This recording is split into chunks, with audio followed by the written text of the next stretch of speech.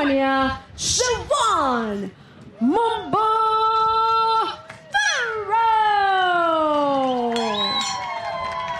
And fighting out of Long Beach, California, the Darkness, Fayeda. Stage is set. Referee Thomas Taylor, he's done all the big fights. The Canelo it's away. Here we go. Yeah, Daisy Duke's up, and the first punches of the night are about to be thrown in our opening matchup. Here we go, ladies and gentlemen. Great movement by Ann thus far. Both these girls being much more strategic than I had anticipated, but great right down the middle by Furrow. Doing a good job right now, trying to establish the jab right there. Trying to cut off real estate in the ring as she works her way inside. Yeah, Furrow doing a great job of staying behind her jab, sometimes pumping out one, sometimes two, sometimes even following it up with the cross. I expect her to be utilizing that combination of utilizing the jab and then following up with a cross, but on coming back with a barrage of punches on her own. Nobody's landed anything great thus far, still testing the waters, but I have a feeling that we're going to see some hands really start going here soon. Well, you got to think, too, with this heat early on, feeling things out, don't want to blow the gasket too soon. And as I say that, here we get some action in the inside. Yeah, both girls getting significantly more comfortable now, willing to try and land some things and get inside on each other. You know, these pro fighters are getting the exposure from being on an influencer card. No better way to do it. Star-studded, 11 fights, all females, Amber. Females showing out here in the Coachella Valley. One thing I will say about female fighters is they've earned their spot in combat sports. Just like Dana White, I was a little bit questionable at first, but after watching some of the women perform in the UFC and other sports organizations, oh, and lands a beautiful right there. But women have absolutely earned their spot in combat sports, and now they have their whole event here. Knockout Queen coming to you live, Coachella Valley, and this is our opening bout of the evening. You know, I've worked on a bunch of fights with MVP, all women's cards. It really has come up in the past few years. Ooh, these girls really started to bang and exchanging in the middle of the ring. There it is, Faye Ann getting some success right there. Trying to land a haymaker. It's a red and busy right there. Very close round, and let's see how round two kicks things off right off the bat. Yeah, wasting no time to get back to pulling the trigger. Either girl, a little bit more forward pressure now out of Furrow, but Ann holding her ground and throwing circular punches back.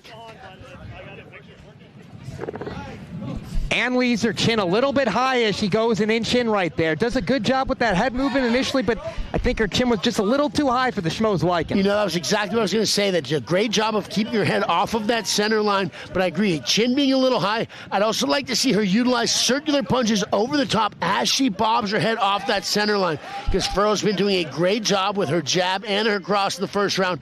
Looks like, oh, back to circular punches now. Adaptations we're seeing out of Furrow, but Ann not backing down, up against the ropes, but throwing back. Furrow doing a good job keeping the real estate right there. Saw a good shot to the body, and that's what you got to do. You got to mix things up. Your opponent thinks you're going high, you get to that liver. You know, in fighting, we say body shots are money in the bank. It'll eventually pay off, particularly if we see it start going to the later rounds. And like you said, Schmo, we got 4 2-minute rounds here in our opening bout of the evening. Especially in women fights, I feel like body shots are more effective because you're not going to have that power as you see in some of those heavyweight fighters.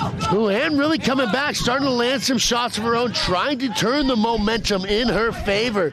But Furrow now trying to throw blast back of her own. Doesn't want to give up domination of the round. Still a very back and forth round. Man, I'm glad we're at the commentary table and not the judges table, because this has been a very close bout thus far. Yeah, and willing to take some to trade some right here. Wise decision moments ago, getting off the ropes and wrapping up her opponent to get some good footing. And here we go. We got a slugfest right in the center of the ring. Yeah, these girls are just starting to gunsling. Furrow's doing a great job with their jab. I mean, I really like Fayeda's power, but I just think Shayon was throwing more punches, in my personal opinion. Again, the glare. Oh, and check out these ring girls. The Knockout Queen official ring girls. We love them. Yeah, they might not be fighting, but those are knockouts right there. Conditioning here in round 3. You know, I fought outdoors in Hawaii in August one time, and people would not realize the difference it is when you compete in an environment that's outdoors with this type of heat and sunlight on you. This has got to be an incredibly tough environment to compete in, but both these girls doing a fantastic job, continuing to press forward and showing no signs of fatigue thus far. I can almost see the steam rising up from the ring. Yeah, I saw them putting water on the ring to cool it off before the girls went out because they knew it was going to get even hotter up in here once these bad girls stepped inside of the ring. And now hands are starting to fly in round number 3. Hey, that left hand landed from Furrow right there. She's letting things loose. She's trying to impose her will right here. Throwing those haymakers. Yeah, I'd like to see Furrow get back to those straight punches. I thought we were working very well for her in round 1. Even Great just bumping that jab out. Oh, both girls throwing, banging on each other. Strategy almost out the window. Stand here and let the gun start firing. This is what it's all about. This is what I came here to see, just punches and firing. Yeah, these girls are starting to go at it. Looking a little less like a boxing match, a little more like a street fight here because they're not even too worried about getting hit. They just want to put their hands in each other's face. But I always say, make your opponent taste their own blood, and they're going to want to go home. And now both of these girls swinging for the fences, trying to leave their opponent leaking and landing. Furrow doing a good job staying busier, landing more of the combinations right now. Fayeda, and you know, she's dropping those hands low. You know that the body was effective for Furrow when you see those hands drooping lower and lower throughout the fight. But I love seeing these uppercuts from Ann. Today, a 5th round potentially we had to draw it for. What are the rules? I'm not entirely sure, Schmo. For the main event, if it goes to the draw, the Schmo is told that we get a 5th round for sudden death. We have to crown a knockout queen. A crown will be made. A belt will be around someone's waist. We won't have a draw. We want 5 rounds if necessary. It's underway. Beautiful scenic views here. We got the mountains. Both ladies are ready to throw down. 2 minutes. Yeah, and a touch of gloves here at the beginning of the final round, which really shows the sportsmanship between both competitors, because when you make it to that 4th and final round, you've learned a lot about yourself and your opponent, and these girls have earned each other's respects thus far in this bout, and we'll see if anyone's able to get a finish in the next 2 minutes. Furrow doing a good job here of staying behind those straight punches that were working for her so well in round 1. But Ann coming back, trying to land some big shots of her own. Wants to take home the W. Amber, what do you think about those hands that Furrow's throwing, and Ann coming back? They are just flying. I'd like to see a little bit more defense. I see hands down a lot. I don't know if that's because of the heat or they're just trying to show off, but they're definitely taking some hits here.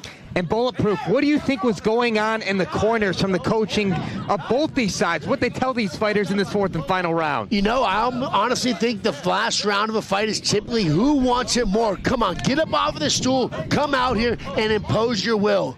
Because at this point in time, you're exhausted, especially in this heat. It's so hot out here. The sun's shining.